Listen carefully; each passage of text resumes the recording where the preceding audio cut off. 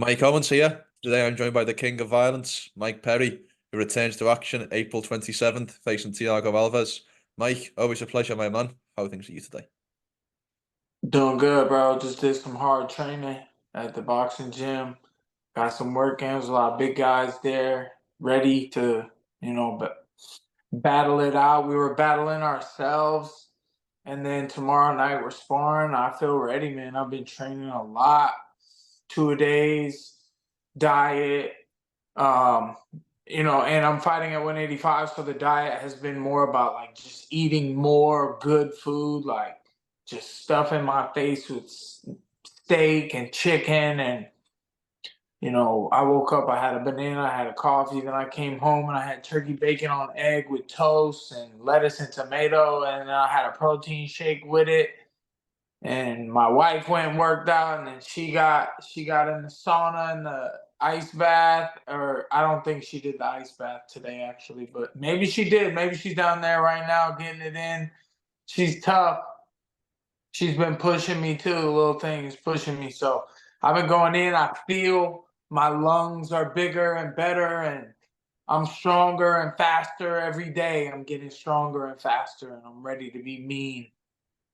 I suppose talking about this belt, are you defending the title April 27th? Is the belt on the line? Damn right I'm defending it. But it's probably just gonna stay right there. Mm. I'm not fucking walking around carrying that shit. That was between me and Eddie Alvarez. Uh, Thiago ain't even been in the game for a couple of years, man. I'm gonna keep it there because that's where it's gonna be.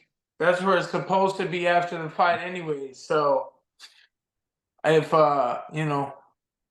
maybe I'll take a picture and send it to him of me holding it after I beat his ass. How about that? How's life as the King of Ireland champion? Anything changed since you won that belt in December? Same old, man. I work, I train, I fight, uh, fight to survive out here, and thank God for the money I have to eat and just be comfortable. I got a lot of bills I gotta pay. I'm in it, I owe a lot Mm. for things that I want to own someday, and I gotta pay a lot of people. Little bit of a technical difficulty there, but Mike, we were talking about this upcoming fight against Thiago Alves. Thiago's been out the game for a couple of years. I think from the fans' perspective, this was a little bit of a surprise and matchup for you next. Were you surprised by the name, Thiago Alves? Mm, no, but like it came out of nowhere that he was coming back. But it's like it made sense because we were supposed to fight before. He got the bare knuckle strap, and then I came in and started beating people up, and they're like, "Oh, well, he went away for a little while because he didn't want to fight no names or whatever. So he's coming for a check, uh, trying to get some attention for himself. In my eyes, I think he's a little fake. He's trying to tell himself something. He's trying to make himself believe that it's still in the tank for him. He wants to test himself. I mean that can be a dangerous man when you want to go back out and play the field and see how you fare. But um, I don't care. I never cared back then. I was ready to beat him, and I'm ready to beat him now, especially more so. I think he had, he had other attributes that could help him in MMA, and I think in this game, I'm sure he'll be tough. I know he comes from a tough place, but he moved to Florida same as I did. This lovely Florida weather, and it gets hot down here. We work hard. We train in the heat. I live in the heat. We get under those lights and we fight. And I'm proving time and time again this has always been my fighting style. And now just with gloves, no gloves, I'm a brawler. And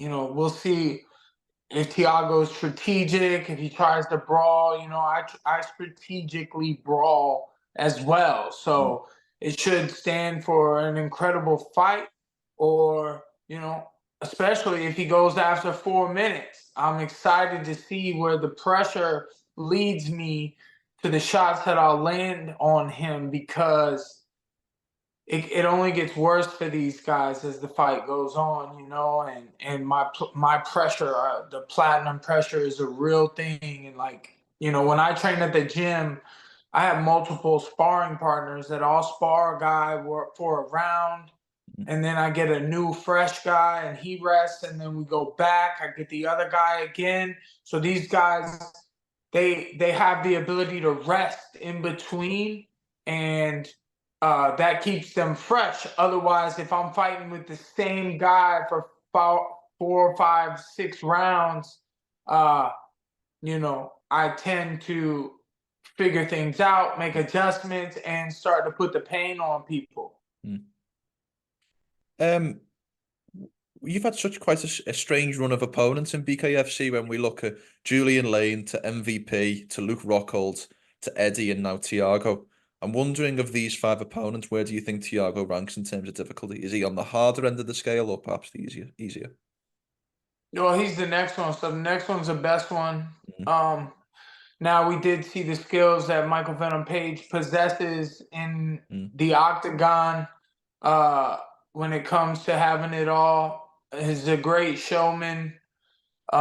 He's been a showman in boxing as well. We saw a couple knockouts there, and he was one of the more talented people I've fought. With that said, this fight is the one that's important. And I've had a couple fights since then as well in this style of fighting. So, this one, man, I'm sure Thiago is going to be tough. He looked like a little muscle walking in there, but, let those muscles take these punches and see how long they can take them for, because I'm going to pop him and move, and I'm going to try to swag out and be loose. I'm muscular too. I got the muscles too. But I think there's something else to it about a way that you carry yourself and are relaxed and are honest with yourself. That honesty thing is big. I bring it up again because I just feel like Thiago's lying to himself about some things, like he acting like he doesn't have no animosity or ill will towards me. That's fine. You better bring it with you April 27th, because I'm bringing some. I have animosity, and I have pent up rage and built up anguish, and I'm looking to punch that muscle head and that muscle body until you wither and quit and just go away. It's interesting, Mike, because as much as we hear your name linked with the likes of the champions like Luis Palomino and now obviously Austin Trout, I don't hear them linked as much as maybe a standard contender maybe would be. Do you have interest in fighting for the BKFC world title, or do you almost feel like with your name and what you bring to the company, you're almost too big for that, or certainly bigger than that at the moment?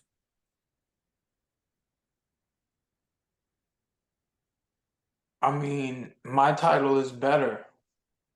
I agree. I have a title that they can't get their hands on, and it stands for the whole organization. It stands for any weight class and every weight class. Now, there's tough heavyweights, man, and but I would have speed. But if they hit me one good time, who knows? And then there's you know there's I'm fighting at 185 now, so depending on who the 185 champion is, if the BKFC calls me, my money's already on paper.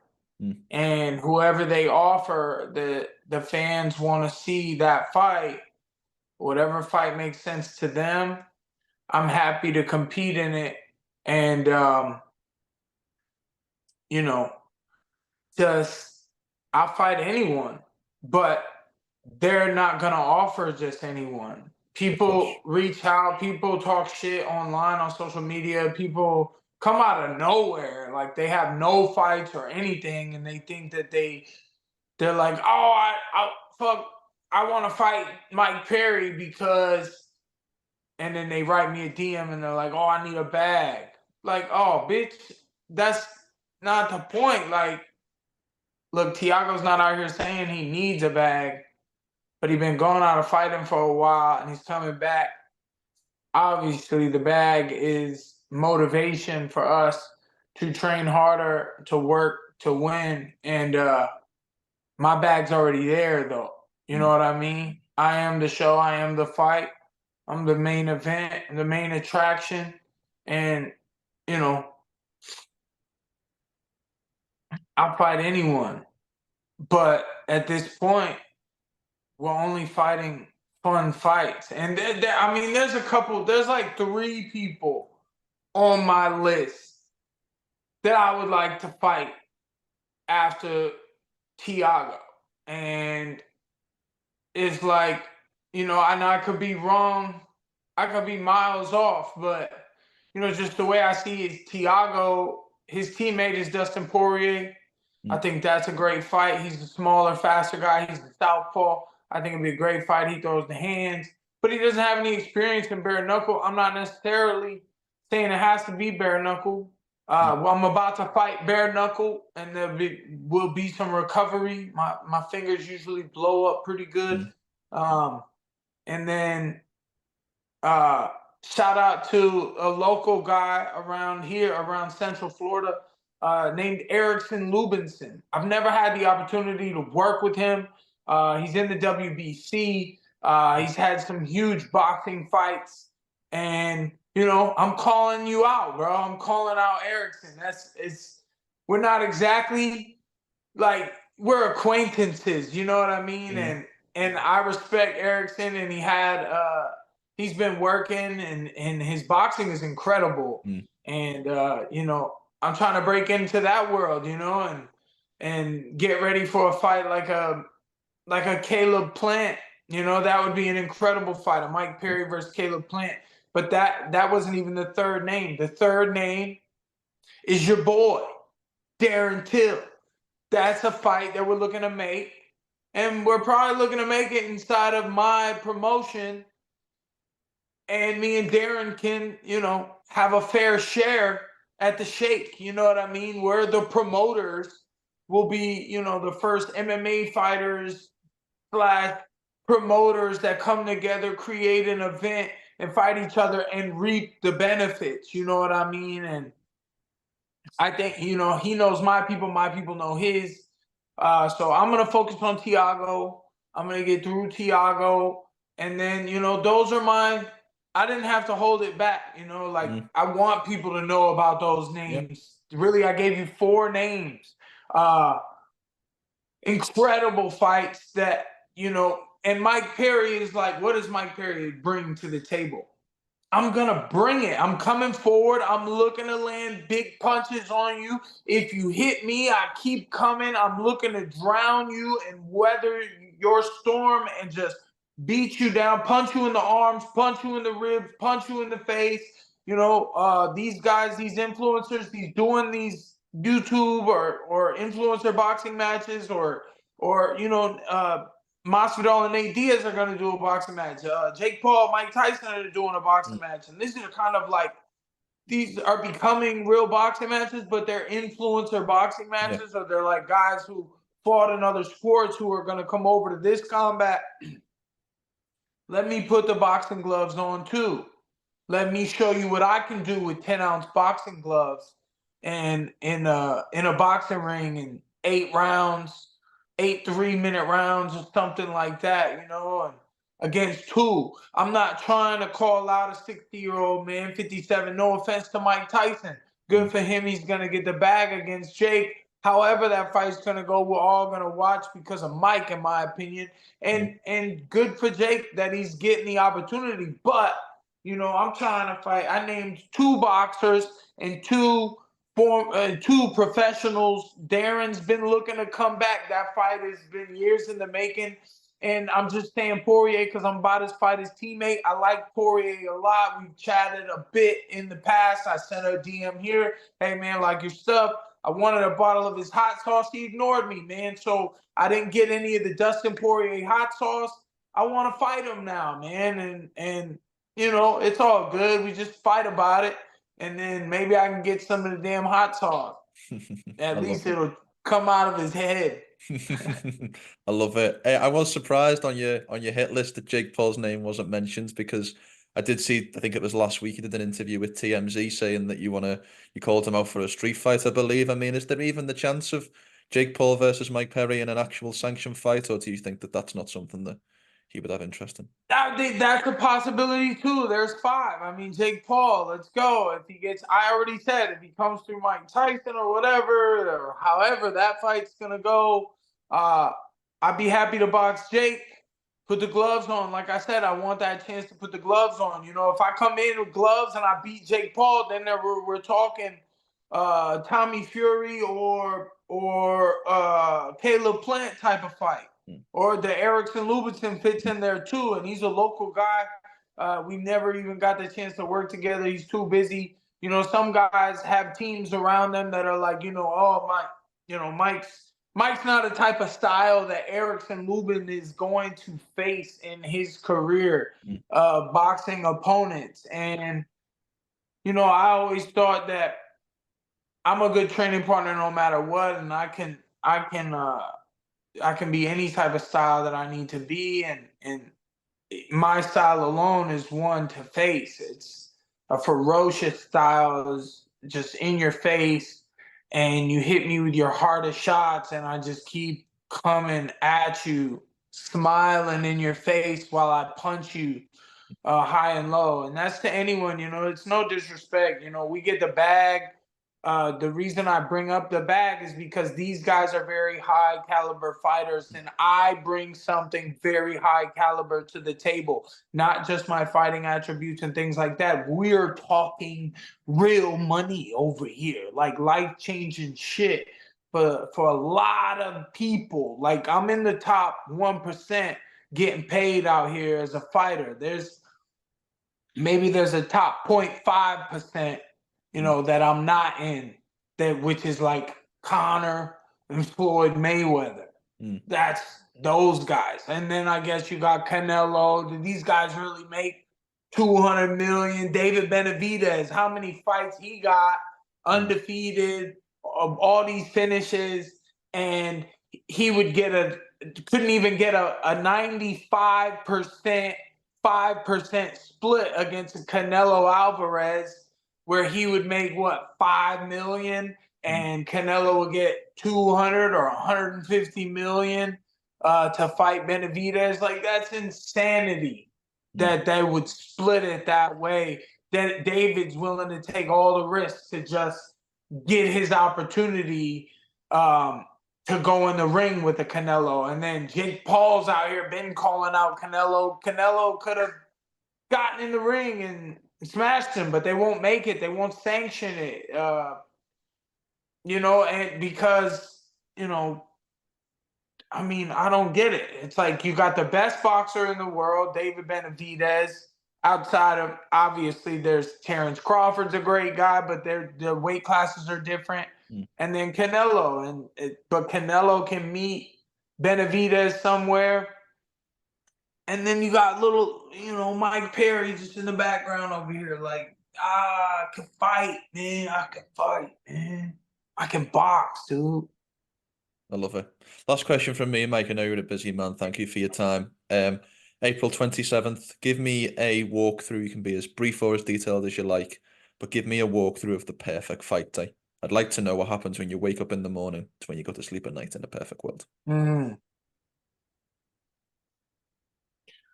Try to sleep in, wake up and eat. I don't know what it'll be yet. Maybe some pancakes, maybe some eggs, some turkey bacon, maybe some porridge with some nutrients and fruit and stuff in it.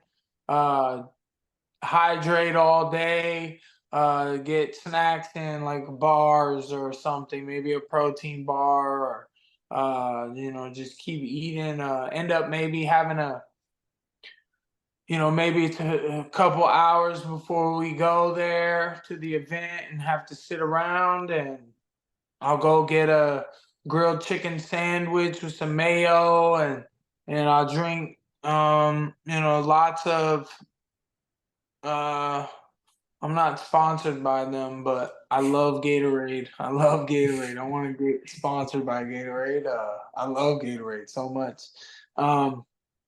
They hydrate me. Maybe it's very sugary, but like I can take it. I burn the sugar. There's better drinks. Maybe I'll have some coconut water. It's just a full day of eating and like stretching. I'll be stretching and working my flexibility and um you know kissing my wife and just focusing on all the things I've been working and practicing, and then also not focusing on those things, like because the time is gonna come, I'll get in the ring and I've prepared properly. So I just try to enjoy my life and live my life regularly, that day and any day.